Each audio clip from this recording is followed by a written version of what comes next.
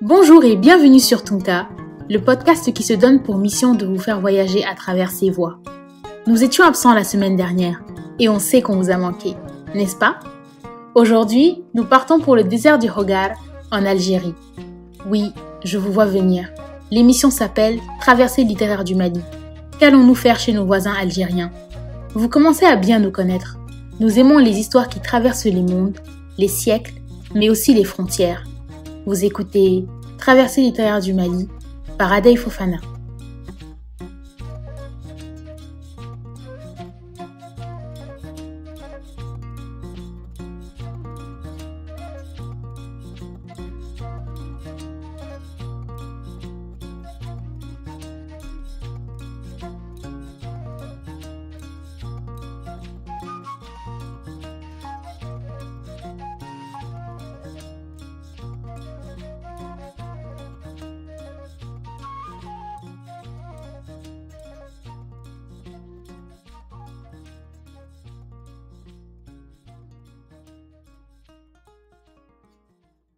Son nom signifie celle qui voyage, celle qui vient de loin.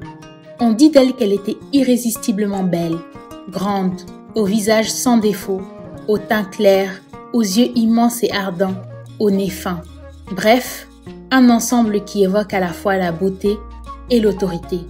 Cette femme, c'est Tin Hinen, la reine des Touaregs, l'ethnie bleue qui peuple le Sahara, dont une partie se trouve au nord du Mali. Parce que la tradition orale dépasse les frontières, c'est toute l'ethnie Touareg, du Mali à l'Algérie, en passant par la Mauritanie et le Niger, qui considèrent Tin Hinen comme la mère de leur peuple, une femme légendaire que Tunka a décidé de vous présenter aujourd'hui. La tradition orale raconte que Tin Hinen était une femme originaire du Tafilalet, au sud du Maroc. Elle aurait quitté ces lieux pour rejoindre le Hogar, un massif montagneux qui se trouve au cœur du Sahara, dans le sud de l'Algérie. Personne ne sait exactement pourquoi elle a effectué ce voyage. Plusieurs hypothèses ont été avancées à ce propos. Un conflit familial, des raisons politiques, personne ne sait. Il semblerait également qu'elle ait effectué ce voyage avec une servante appelée Taramat et d'autres hommes. En effet, même si le Sahara d'antan présentait un climat moins hostile que celui d'aujourd'hui, il est peu probable que deux femmes aient pu le traverser toutes seules à cette époque. Là encore, il ne s'agit que d'une hypothèse. D'après la tradition orale touareg, Tin Hinen aurait donné naissance à 3 filles, Tinert, l'antilope, Tahenkot, la gazelle, et Tamerouelt, la hase, la femelle du lièvre. Qui était le père? Un compagnon originaire comme elle de Tafilalet? Un habitant du Hogar qui vivait là avant son arrivée? Le compagnon de la belle reine n'est jamais mentionné par la tradition, et pour cause. Chez les Touaregs, la femme est libre et puissante. Elle occupe une place privilégiée et le matriarcat est la norme. Tin Hinen et sa troupe s'installeront dans l'oasis d'Abalessa.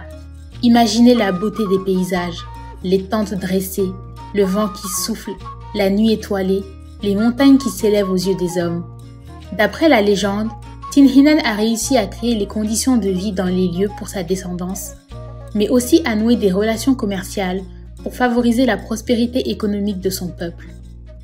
Tout ceci explique l'image magistrale que le peuple touareg conserve d'elle, ainsi que le grand respect qu'il lui accorde à travers la tradition orale qui ne cesse de perpétuer son histoire. Elle incarne à leurs yeux la figure de la femme libre et puissante, capable de donner la vie et de faire figure d'autorité. Tin Hinen sera enterrée près de l'oasis d'Abalessa, dans une des cavités d'un petit fort. Son tombeau sera découvert en 1925 au cours d'une mission conduite par le directeur du musée du Bardo d'Alger. Dans le tombeau, les archéologues trouveront également plusieurs objets, des fragments de poterie, des bijoux en or, des pierres semi-précieuses, etc. Dans des histoires comme celle de Tin Hinen, l'imaginaire prend bien souvent le dessus sur la réalité, d'autant plus que les travaux scientifiques modernes font état d'une trace mince de la mer des Touaregs. Seulement, les contes et les légendes font la beauté mais aussi le mystère de l'Afrique, et c'est toujours avec passion et curiosité que nous nous attacherons à vous les raconter. C'était Traversée littéraire du Mali par Adey Fofana.